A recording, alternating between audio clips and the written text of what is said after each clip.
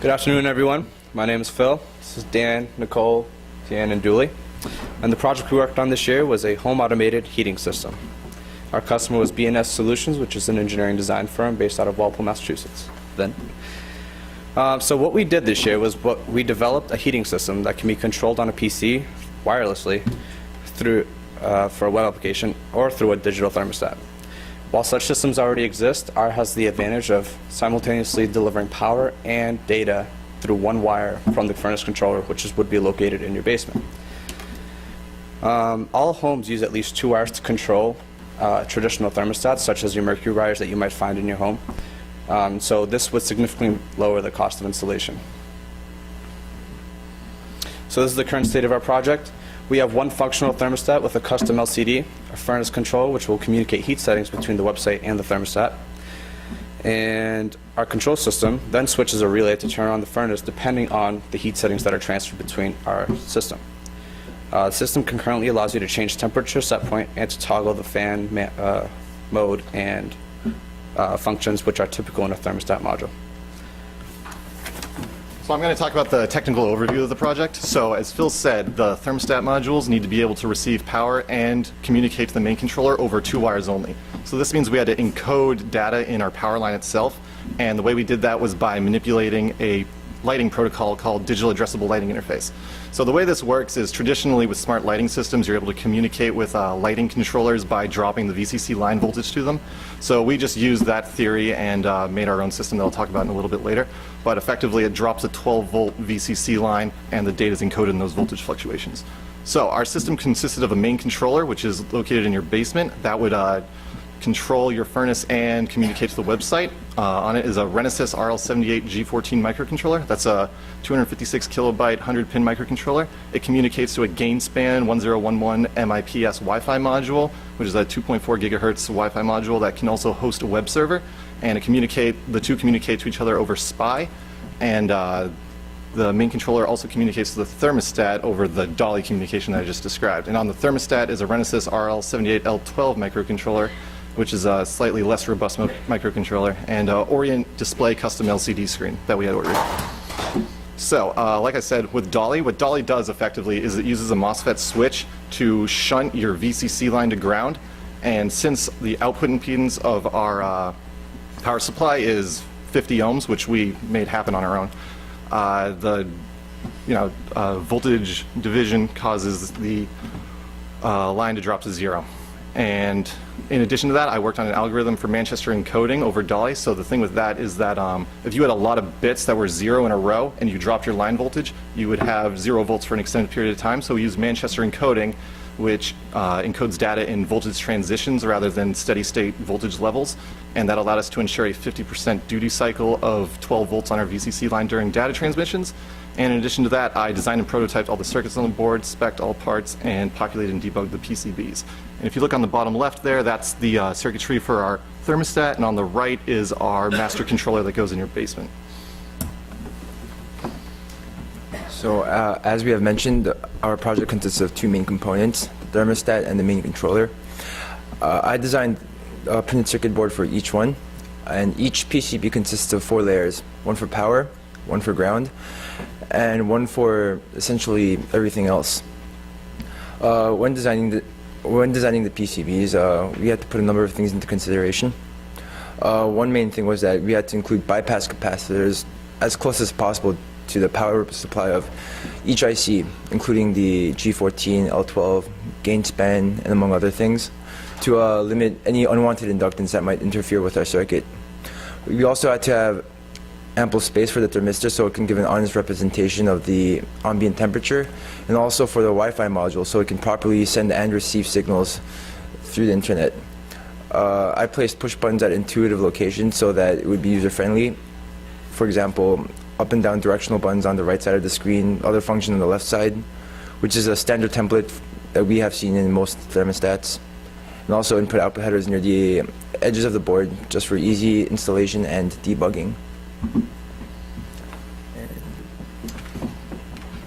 So my main part of this project was web communication. So as we stated, we wanted our PC to interact wirelessly with our main controller, which would be located in your basement. So what we also wanted was we wanted a local web server where we could quickly flash websites to just for debugging purposely for this project. Typically in a real system, like if you were to purchase one of these from Honeywell, all your interactions with the website would go out to a server, then the server would come to your access point and whatnot. So we spec'd out this GainSpan module, which had a web server and obviously gave us Wi-Fi connectivity. The MCU communicates to this GainSpan module over SPI, and it sends AT commands, which is a de facto standard language for wireless module communication. We send these AT commands to set up the web server and other network configurations. All traffic that arrives at this web server with the specific URL. So you can be on your website, you have a JavaScript running on your website, and you say HTTP GET, and you tell it the URL, and then when it arrives at the web server, we forward all this traffic directly to the SPI peripheral. And so it gets loaded onto this buffer, and a signal goes high, so the MCU knows that you have data in your buffer ready to clock out. And all this data is communicated back and forth in an XML format for easy parsing on both sides.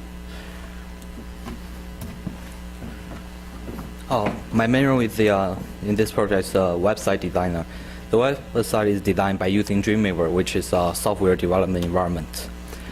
I designed the HTML file which runs jQuery for button functions, variable update, and web server communication. jQuery is lightweighted and the most extendable JavaScript library for website design. The website has two separate zones which share the same functionalities. The user interface of each zone displays current temperature, desired temperature, fan, hold, modes, status, set point, time update variables. Multiple schedule can be realized based on user's need. Settings for each schedule can be made on a recurring basis or on a daily basis. So my role in the project was writing all the software for the Dolly communication and the thermostat. So I designed all the communication and integration between the main controller and the thermostat over the Dolly communication circuit that Dan described. So in our system, the main controller sends a message to the thermostat every second in order to communicate all the information from the website and the thermostat about any heat settings that may be changed by the user. So we established a message protocol that consists of 28 bits. The message contains the address of the thermostat, the temperature, set point, and the mode, fan, and hold status, and 5 bits for the checksum. We also utilized a method called bit banging, which uses a standard output pin to transmit the signal out and an input pin to receive a signal. And the main control and the thermostat both use the same transmit and receive state machines that are used to encode and decode all of the Manchester encoding messages that get sent and received over Dolly. And I also wrote the software for all thermostat functionality. So the thermostat has a thermistor connected to a 10-bit A to C channel that is used to get the current temperature. It has an LCD screen used to display all the heat settings of the zone, and it has buttons to get user input to change any of these settings. So now we have our video, which is just a demonstration of the system. Okay, so here's a thermostat. As you can see, it has a button which changes the set point. You can change up to 70, you can change Tian, you can change forces, you can 70. Then we have this button which is hold, so you tell them hold. Then we have this button which is heat, and then turn it off, it also hold. And then you have fan. So, you can see that there's 2 wires and 2 wires only going to the back of that thermostat. The wires are from this way, as you can see, they terminate at the end of that little sensor there, and they're not running any power or communication lines. If you look down here, you have our main control board. These 2 wires are for our HVAC control, so these are being powered by this relay, and just connected this silicon sheet cabinet that what battery is used. And then this wire is providing power from the stand for the power supply. And this is where our Dolly communication is. So then if you come here at our website, then you can see that the current temperature is 71, which is the same as the thermostat. And then if we change this to be 72 degrees, then it shows 72 as the set point as well. Yes, sir.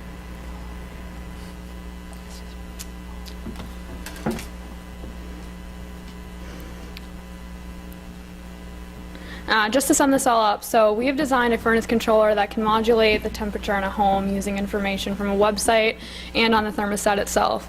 And most importantly, we have shown that the thermostat can communicate with the main controller over the same two lines that provide power to it, thus making a system that can be easily installed into existing wirings in people's home today. And we want to give a thank you to Vin and the team at BNS and the ECE department for all their help over the last year.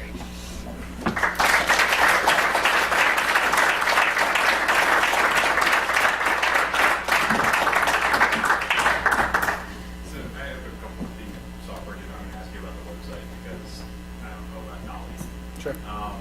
So when you guys talked about having your data sheet put back and forth through XML, why did you pick XML and not something that usually is sort of a little bit lighter in data, something like JSON or some other like? I had experience with XML. I'm an electrical engineer. That's all I really knew. Okay. So I thought it would be That's a lot simpler. That's legitimately fair answer. Okay. And then the second question I wanted to ask you, you guys have the website being posted on the board, right? Correct. Like, so that, like, you have one controller in there. Yep. Yeah, And exactly. it's connected to my local Wi-Fi in my house. So theoretically, you could do that. As for the purposes of this project, our customer said that it would be okay just to have it locally connect. So right now, the module is in a limited access point mode. So you just connect into it directly. You'll actually see it outside. It'll say HVAC control home, and just connect right into it. So I connect to that Wi-Fi Yep. network, and then I go to that website. It doesn't go on my home. Not right now, no. But it have. I mean, the module is full, like so functional that you could do that any moment. So in like future expansion, could the design you have right now work so that I could post that website on the remote server and talk to my? That's the point. Yeah, exactly.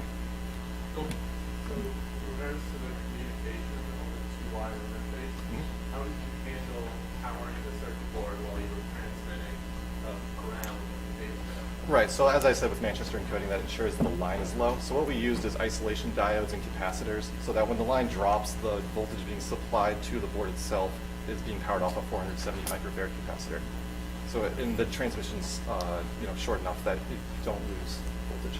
Did you do any experiments to verify that you don't get close or marginally close? Yeah, we observed it on an oscilloscope. The delta V is on the order of half a volt during the transmission.